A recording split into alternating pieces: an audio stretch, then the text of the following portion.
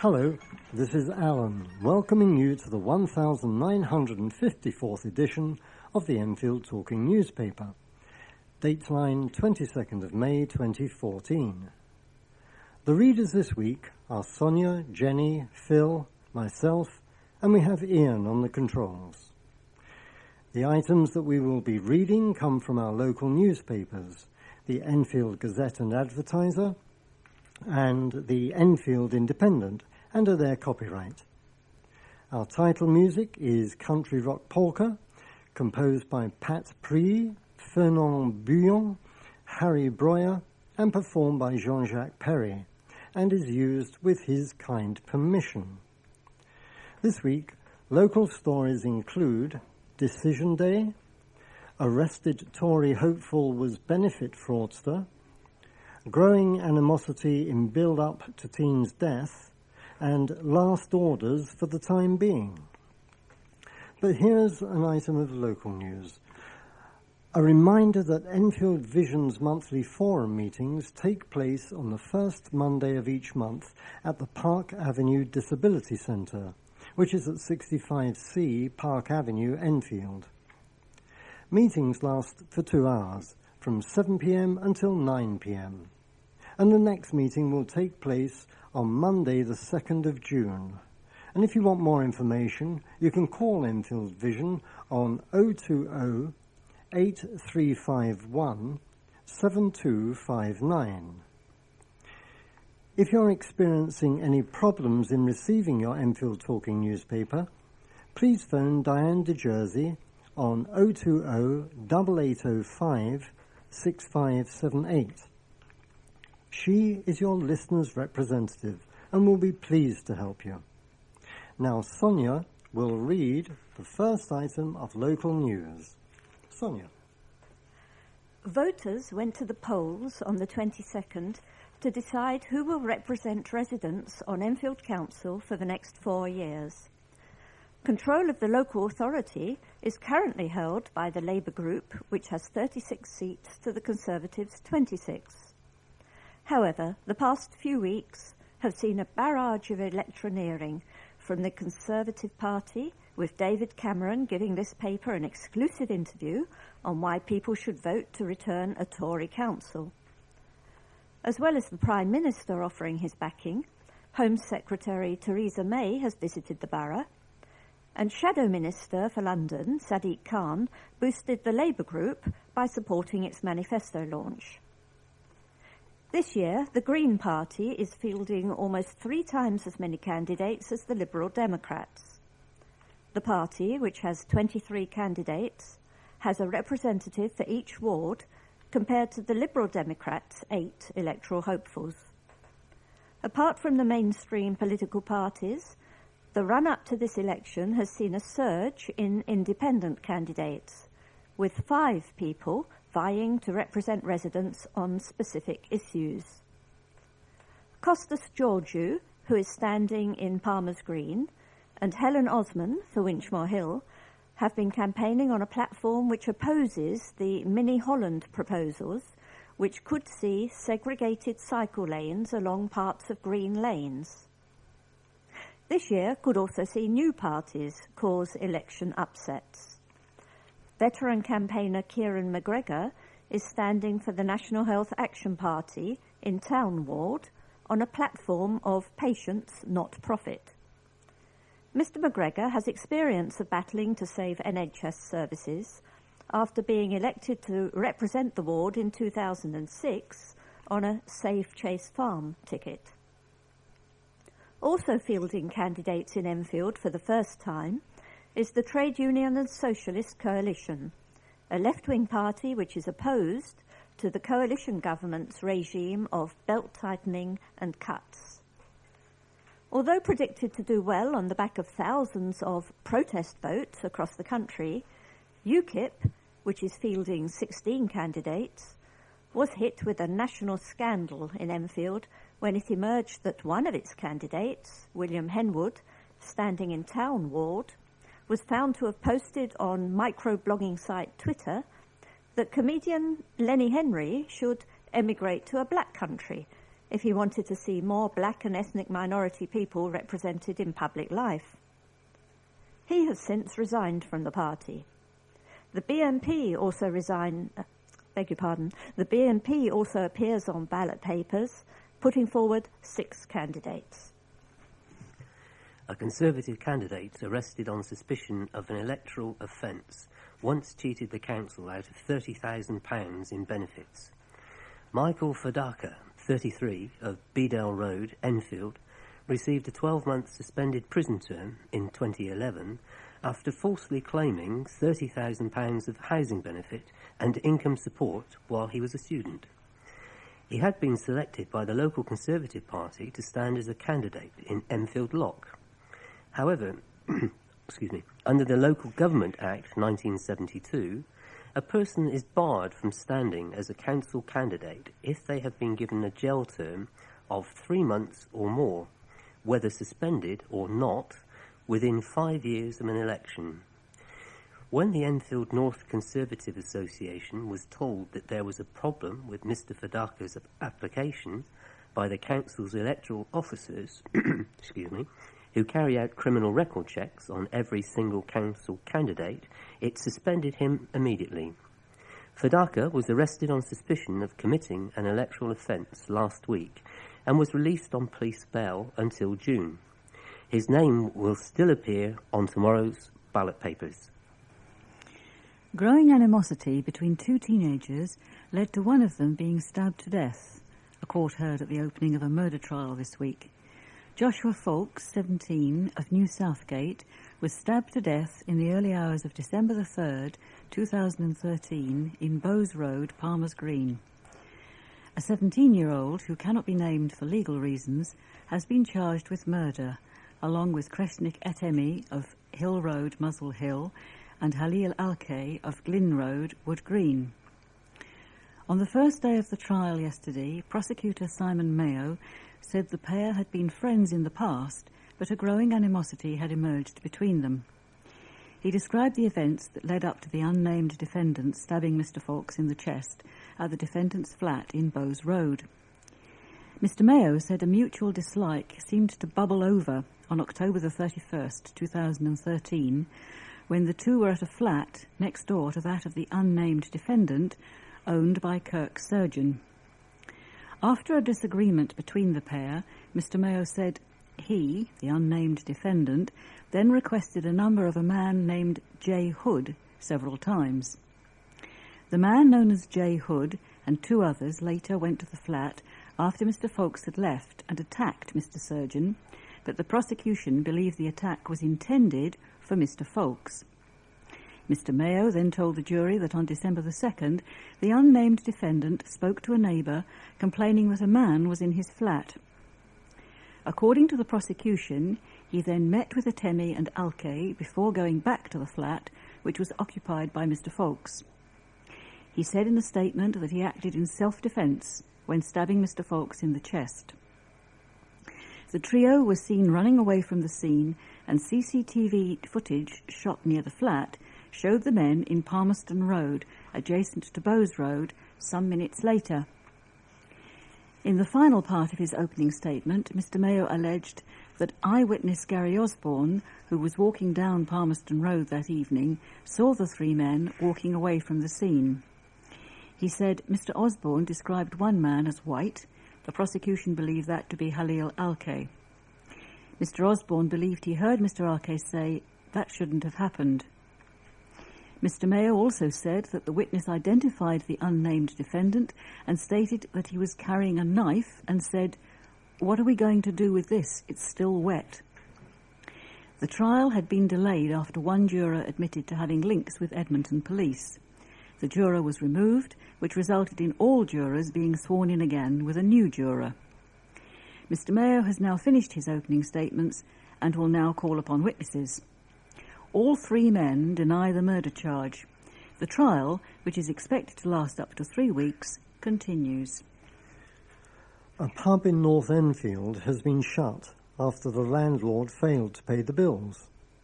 The Hop Poles on the corner of Baker Street and Lancaster Road was boarded up earlier this month after the managers who had leased the pub ran into financial difficulty, leading to the pub's energy supplier to cut the supply.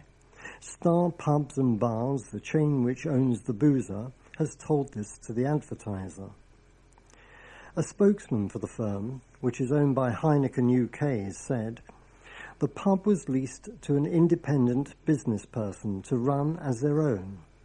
Unfortunately, due to their own financial difficulties, the electricity supply was recently cut off, which has meant the pub has had to close at short notice as it is without power. We are in the process of having power reinstalled and are also looking for a new lessee to take over the running of the pub.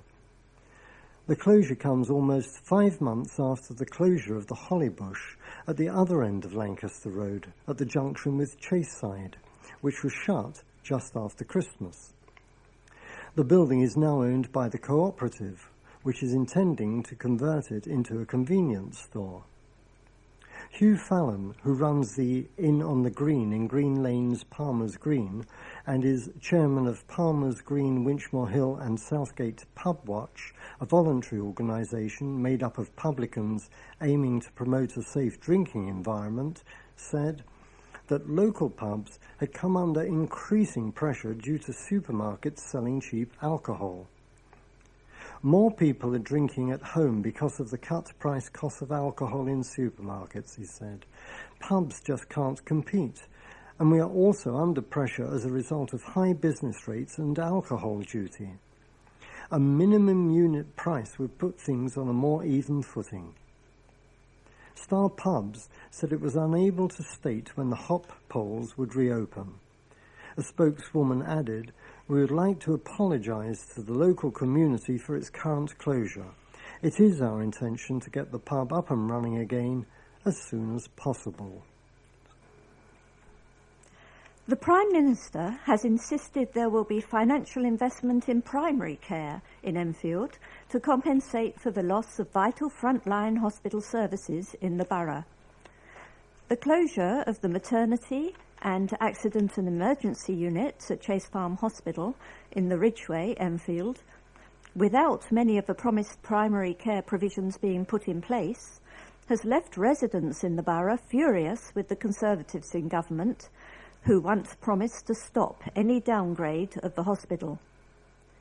Speaking exclusively to the Advertiser before tomorrow's local and European elections, David Cameron said, "More money is going into primary care in Enfield, as in the rest of London. The decision to downgrade the hospital was a clinician-led decision, and that came to a very clear conclusion." Talking quietly in a dimly lit basement room in the West London headquarters of Hammersmith Conservative Association, Mr. Cameron continued, "But I think what matters now is making a success of what we have at Chase Farm.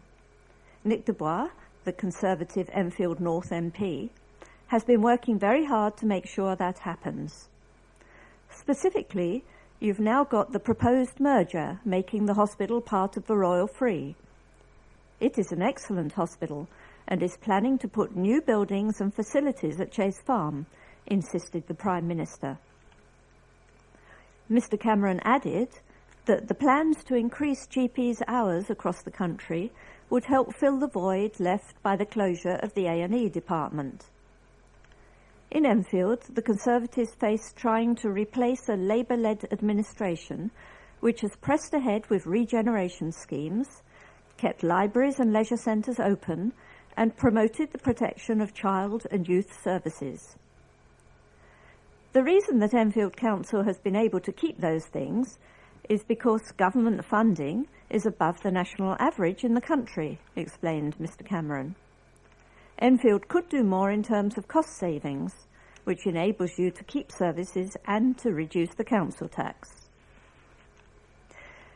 Mr. Cameron previously visited the borough in July 2012 when he went to Woodpecker Hall Primary Academy in Cuckoo Hall Lane, Edmonton. That visit was to announce the expansion of the free school programme.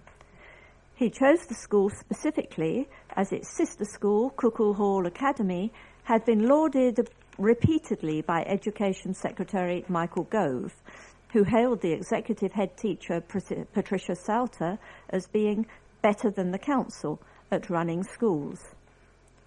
However, the latest results have revealed that examinations grades have dropped dramatically. From 86% of children achieving a level 4 in the SATS exams in 2012, the figure fell to 54% for 2013, 6 percentage points below the government target of 60%. If this sudden drop can happen in a free school hailed as a flagship example of the scheme, was that indicative of the failing of the Conservatives' pet project? If you take free schools as a whole, 2/3 of them are ranked as good by Ofsted, responded Mr. Cameron. You shouldn't take the results in one school as an indicator of the whole programme. You see, in free schools where there are problems, there's been very rapid intervention and turnaround, whereas, tragically, in the state sector, some schools have been left failing for a very long time. Enforcement action will be taken against Enfield's Mental Health Trust after it failed to clean up its act over the way that it administers medication to patients. Under fire, Barnet, Enfield and Haringey Mental Health Trust has been accused by the Care Quality Commission of failing its patients by not administering medicine safely. An investigation by the Health Watchdog in March and published this month found prescription charts for a patient in Barnet that gave no record of whether medication had been administered, as well as inconsistencies about the supervision of medicine when handled by non-nursing staff. Inspectors also found that Enfield teams did not always use lockable bags, while some medicines were found to be stored at incorrect temperatures. Failings in the administration of medication had been flagged up previously during an inspection in September last year. Lorna Reith, Health Watch Enfield's chief executive, said there was a danger patients had been put at risk and the local watchdog would be asking for a meeting with managers. She said, "There is clearly a serious problem with the level of management and supervision of staff within mental health community services provided by the Trust. There is a real danger that people have been put at risk because of failures around medicine management and insufficient staff training. We will be requesting a meeting in order to hear what they are doing to address the issues in the CQC report and ensure that in future all services are delivered safely and appropriately." Earlier this month, the Trust faced criticism after an investigation by the Health Service Journal revealed that it had spent more than £260,000 on discharging patients to bed and breakfast accommodation in just 10 months. A spokesman for the Trust pointed out that the inspection revealed the majority of patients had received good care. He added, "However, on this occasion, the CQC found that in certain areas we were not reaching the consistently high standards which we always aim to achieve, which we accept and regret. We have taken immediate action to make sure that the problems identified by the CQC are addressed so that patient care and safety are not compromised. The Trust has until June 3rd to report to the inspectors with details of actions that it has taken." After 2 years fighting for the right to keep an outdoor playtime for children, an Enfield nursery has rounded off its success with a national award. Nursery on the Green in Chaseside, Enfield, beat thousands of other nurseries to win the Nursery of the Year for the South 2014. In September 2013, the nursery was facing the possibility of not having garden playtime for its children following complaints from neighbours. But after receiving a unanimous yes from planners earlier this year, the nursery has capped a perfect 2014 with the award. Owner Kay Wildman said that the last 2 years had been a roller coaster and she is overwhelmed. She said, "It's hard to describe what we have been through during the past 2 years, from expected approval to likely chance of no outside playtime to now this, it has been a roller coaster." Being nominated was the icing on the cake, but I think this is now the cherry on the top, and I'm overwhelmed at how far we have come. The award at the National Day Nurseries Association Awards is initially nominated by parents, which results in an inspection from a nursery judge. The playgroup heard the news last week and will now enter the national final against other regional winners. Mrs. Wildman believes that the result has only strengthened the relationship between the parents and staff. She said, "It says so much that the parents have nominated us and has given everyone a real boost. The relationship between parents and staff is even better than it was, and it's been amazing to have their support through the good and the bad times." The group will hear next month if they're going to be crowned national champions. A florist in Freezywater received a visit from Theresa May on Monday, just a week after the shop was burgled for the 7th time in 14 years. The Home Secretary had been invited to meet the owners of Everett Florist in Hertford Road by Enfield North MP Nick Dubois. He wanted Mrs. May, who has governmental responsibility for policing, to witness the difficulties some traders face as a result of crime. Speaking after the visit, Anne-Marie Pinnock, who runs the florists with husband Dean Partridge, said, "This was the 7th time we've been burgled since 2000. The police come round after every burglary, but we never hear anything back." The shop was broken into during the early hours of May the 9th, and a laptop computer, a number of teddy bears, china pots, and around £80 in cash were taken. The shop's side window, back door, and some pots were badly damaged. Mr. Partridge added, "On Valentine's Day and Mother's Day, we have to sleep in the shop just to protect it from burglars.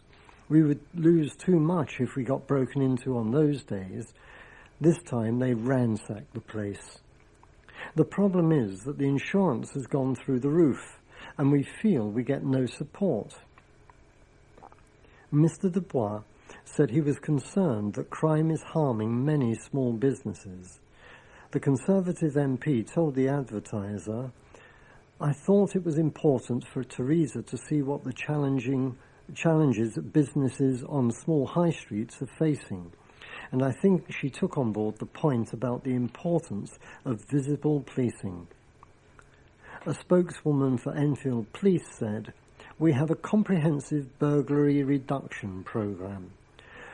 Daily patrols are conducted using predictive crime mapping tools, and any intelligence relating to burglary is actioned as a priority. Police have strong links with the Enfield Businesses and Retailers Association and are looking to developing new ways of working with businesses in order to jointly reduce crime." A traditional family bakery that first opened more than 100 years ago has been welcomed back to Enfield Town. Freeman's Bakery was set up by Charles Freeman in 1906 at a site now occupied by Pearson's in the town. After moving to Barnet and seeing the Enfield shop close in the 1980s, Charles's grandson, James Freeman, has made it his mission to come home. Having appeared on Britain's Best Bakery earlier this year for its Bloomer loaf, the business has now returned to the Enfield Town Market, and James is delighted to be back. He said, "This is where we belong and where we started trading. I grew up in Enfield, and it is like we are returning home. The market has changed. I think it might not be as busy as it used to be, but we have seen our stall become busier over the weeks we have been here." The bakery has 2 stores in Barnet and is now finding success back in Enfield with a new market stall. Talking about what makes the shop stand out, he said, "The quality of what we do and the fact we still use traditional methods makes our bakery appealing. There has been a surge back towards traditional stores and away from supermarkets. We always bake on the bottom of the oven and not using trays, and we use the highest quality jam. We could use cheaper, but everything we do, we want to use the best ingredients. Reminiscing about his grandfather's legacy, Mr. Freeman revealed that the baking goes back 5 generations in his family to his great-great-grandfather, Robert.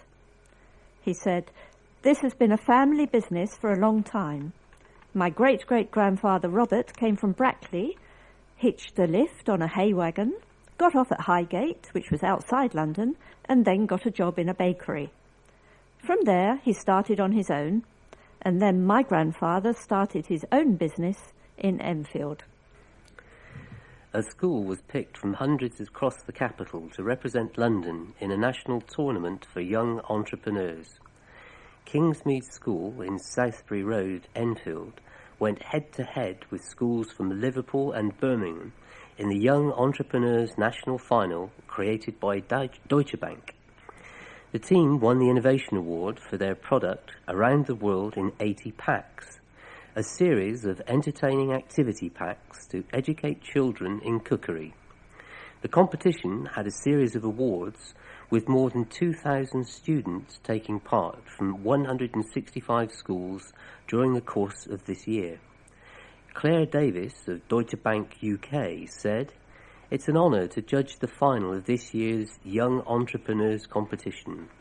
Developing enterprising and innovative skills in the next generation is absolutely vital to their chances of succeeding in life, as well as playing a part in the UK's ability to compete in global business."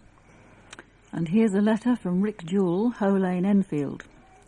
"After a couple of weeks of walking around my area, I have been astounded at how many people believe in the long-forgotten mattress fairy. Some people still like to think that if they drag their rippled, stained, smelly old mattress into their road, then it will be magicked away. The mattress fairy and her band of duvet dwarfs drive around the borough in a sparkly, funked-up van, scouring the streets for these discarded, unloved, soft slabs of sleepy heaven, pick them up and take them to a special place called Divan Heaven, where they can live out the rest of their days. And for those of us who don't believe in the mattress fairy, there is Barrowall Green Recycling Centre. There are numbers you can ring to have this stuff removed. So just because you can't get to the dump, you don't have to live in one, or subject your neighbours to living in one either." Quite right. We have now reached the end of side 1 of this tape. Please stop your machine now, take out the cassette, turn it over, and start side 2.